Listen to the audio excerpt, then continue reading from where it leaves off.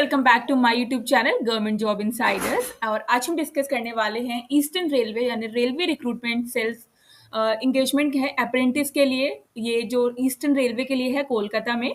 और जो लोग इस अप्रेंटिस का फॉर्म फिल करना चाहते हैं उनके लिए बहुत इंपॉर्टेंट नोटिफिकेशन है। इसमें हम जानेंगे कि क्या स्टार्टिंग डेट है, क्या एंडिंग डेट है, कौन कौन एलिजिबल है, क्या रिलैक्सेशन है और किस तरीके से जो है आपको सिलेक्ट किया जाएगा और कितने कितने स्लॉट्स हैं और कहाँ कहाँ पर ये जो है ट्रेनिंग आपको दी जाएगी। सारी जानकारी हम इस नोटिफिकेशन में अच्छे से जानेंगे। वीडियो को एंड तक जरूर देखिएगा और वीडियो अच्छी लगे तो चैनल को लाइक शेयर सब्सक्राइब और बेल आइकन बटन को प्रेस करना नहीं भूलिएगा।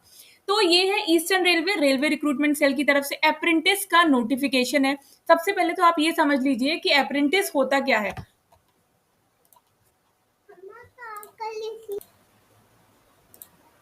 तो सबसे पहले मैं आपको बता देती हूँ कि अप्रेंटिस कोई भी जॉब नहीं है, ये एक तरीके की ट्रेनिंग है जो आपको यहाँ पर दी जाती है। ठीक है, इसमें जो रिलेटेड ट्रेड्स होते हैं लाइक वेल्डर्स होते हैं, फिटर्स होते हैं, इलेक्ट्रीशियंस होते हैं, प्लम्बर्स होते हैं, तो उनको ट्रेनिंग दी जाती है। और इस ट्रेनिंग का आपको बहुत बेनिफिट मिलता है क्योंकि आप यहाँ पे हैंड्स ऑन एक्सपीरियंस चीज़ों को सीखते हैं और उसे आप रियल टाइम लाइफ में जो है अप्लाई कर सकते हैं। तो अप्रेंटिस की जो ट्रेनिंग होती है वो बहुत यूजफुल होती है। फाइन। तो इसकी ऑनलाइन एप्लीकेशन स्टार्ट होगी 9 सितंबर से, जो कि स्टार्ट हो चुकी है। लास्ट डेट जो है वो 24 सितंबर है 11 आवर्स तक। ठीक है, क्लोजिंग डेट जो है वो 23 है। 23 जो closing date of online application, इसकी जो स्टार्टिंग डेट जो है ना, ओपनिंग डेट, वो है आपके 24 सितंबर से ये फॉर्म जो है वो स्टार्ट होगा। और जो इसकी लास्ट क्लोजिंग डेट है वो आपकी 23 अक्टूबर है और जो है शाम के 5 बजे तक। तो आप इस फॉर्म को फिल कर सकते हैं जब ये अभी एप्लीकेशन स्टार्ट होगी। Application must be submitted online. ये ऑनलाइन फॉर्म आपको फिल करना पड़ेगा। एब्रीविएशन यहाँ पे जो यूज किए हुए हैं वो ये यूज किए हुए हैं, आप इसको एक बार देख सकते हैं। ये यहाँ पे काफी सारे डिविजन है जहाँ पर general, OBC, EWS, SC, ST, सारे जो पर्सन विद बेंचमार्क डिसेबिलिटी है उनकी जो है लिस्ट दी हुई है कि कहाँ पर कितनी वैकेंसीज है, किस कम्युनिटी की। ठीक है, जैसे हावड़ा में आप देख सकते हो, ये हावड़ा का है। उसके बाद अगर हम चले तो ये लिलुआ वर्कशॉप है। यहाँ पर हर जगह जो है अप्रेंटिस आपको करवाई जाएगी अगर आप इसमें सिलेक्ट होते हो तो। उसके बाद शालदा डिवीजन में है। उसके बाद अगर बात करें, ये कंचरपारा वर्कशॉप है, यहाँ पे है। उसके बाद मालदा डिवीजन है। उसके बाद आसनसोल डिवीजन है। तो ये कोलकाता के में जितने भी डिवीजन हैं इनके रेलवे रिक्रूटमेंट सेल के, जमालपुर वर्कशॉप है।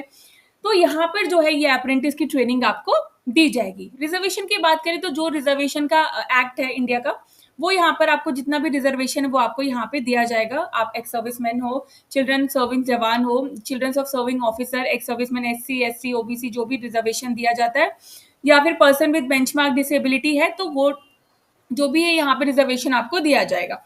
एज की बात करें तो 15 साल होनी चाहिए और 24 साल से ज्यादा नहीं होनी चाहिए एज एज रिकॉर्डेड। और जो एज कैलकुलेट होगी, जो एज मानी जाएगी, वो आपके 10th के सर्टिफिकेट की मानी जाएगी। फाइन। यहाँ पे आपको रिजर्वेशन की upper age limit is relaxation by 5 years in case of SC ST, 3 years in case of OBC non creamy layer and 10 years for person with benchmark disability. यहाँ पे आपको दिया हुआ है।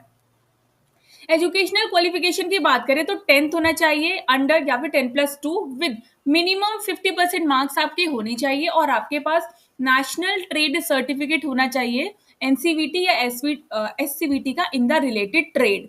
आप जिस भी ट्रेड में फॉर्म भर रहे हो, यानी कि अगर आप वेल्डर में हो, इलेक्ट्रीशियन में हो, फिटर में हो, आपके पास उसका नेशनल सर्टिफिकेट या ट्रेड सर्टिफिकेट होना इंपॉर्टेंट है क्योंकि ये यहाँ पे लगेगा। Medical fitness person is eligible for being trained under the apprentice and the apprenticeship rules are amended from time to time. He or she satisfied the minimum standard। यहाँ पे आपको फिजिकल फिटनेस के क्वालिफाई करने होंगे, मतलब इतना minimum standard जो है वो होना चाहिए। In accordance with the railway board letter number, candidate have a bring, आपको मेडिकल सर्टिफिकेट भी यहाँ पे जो है सबमिट करना पड़ेगा at the time of document verification that you are fit.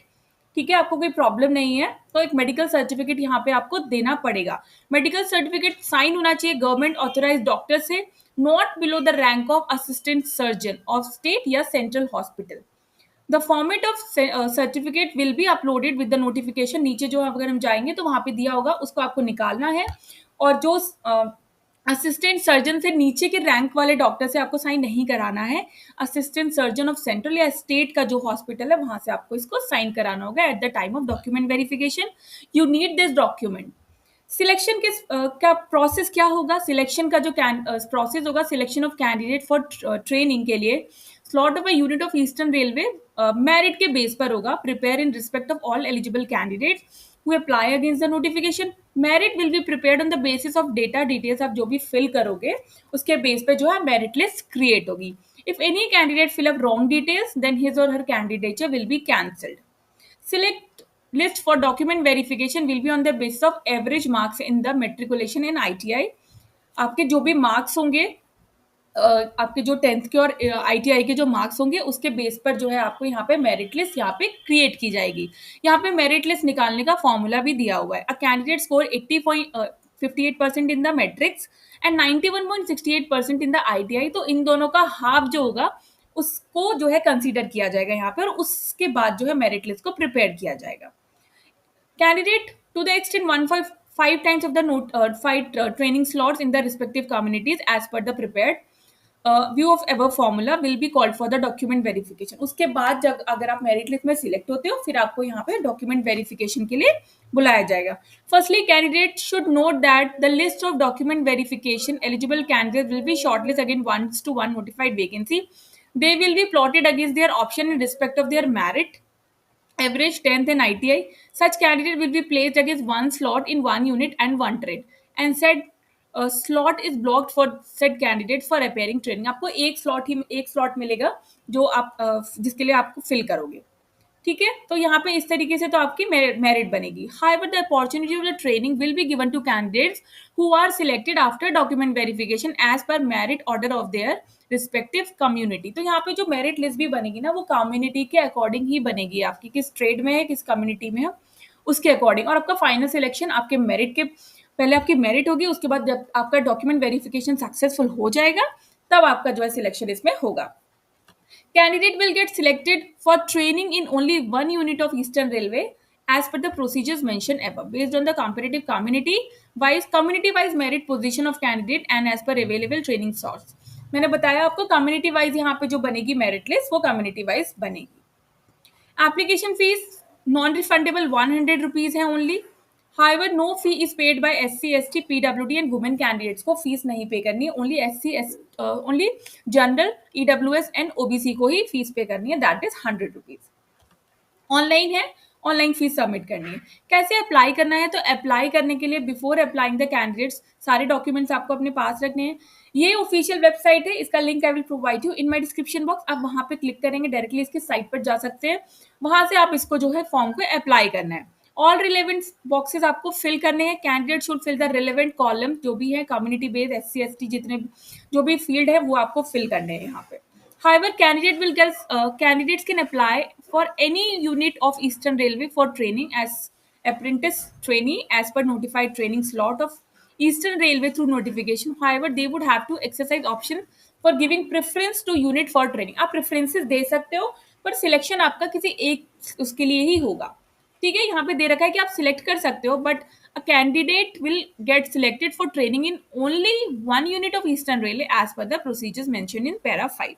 Based on the comparative community-wise merit position of the candidate and as per the available training slots. सारी चीज़ों पे डिपेंड करता है वहाँ पे कितनी पोस्ट है आपकी कम्युनिटी की और उस स्लॉट में कितनी पोस्ट है. डॉक्यूमेंट क्या क्या चलेंगे? डॉक्यूमेंट फोटोग्राफ लगाना है, not more than 3 months old, 3 महीने से पुराना फोटो यहाँ पे नहीं लगाना है. फाइन. और जो फोटो आप यहाँ पे लगाओगे उसकी 10 कॉपीज भी आपको अपने पास रखनी है बिकॉज वो जरूरत होगी eight the time of document verification. वो सेम फोटो ही आपको वहां पर लेके जाना है. Candidate should also keep 10 copies of the same photograph for the future purposes के लिए. स्कैन सिग्नेचर, यहाँ पे सिग्नेचर और फोटो JPG या JPEG में ही लगाना है. 10th की मार्कशीट PDF में चाहिए, ITI सर्टिफिकेट PDF में चाहिए, कम्युनिटी सर्टिफिकेट PDF में चाहिए एंड PWBD सर्टिफिकेट PDF में चाहिए. ठीक है, PDF में आप स्कैन करके PDF में कन्वर्ट कर लीजिएगा online. All other relevant columns of the application form should be filled by the candidate and after submission no candidate will allow to do any correction. आप नहीं कर सकते. एक बार फॉर्म सबमिट हो गया मतलब फॉर्म सबमिट हो गया. अगर इनकम्प्लीट फॉर्म है तो वो रिजेक्ट हो जाएगा. इनवैलिड एप्लीकेशन कैसे इनवैलिड हो सकती हैं? Applications having any one of the following deficiencies and discrepancies of irregularities may be summarily rejected. Signature in block और कैपिटल लेटर में रिजेक्ट हो जाएगा. Left thumb impression, signature not fixed, ये smudge या ब्लर है तो भी रिजेक्ट हो जाएगा। Caste certificate and other certificate upload नहीं हुए अप्रोप्रिएट तरीके से तो रिजेक्ट हो जाएगा। फीस सही से फी पेमेंट नहीं की, सबमिट नहीं होगा। Not having requisite educational qualification नहीं है तो भी। More than one application by a single candidate, आपका कैंडिडेचर रिजेक्ट हो सकता है, आपको एक ही के लिए अप्लाई करना है।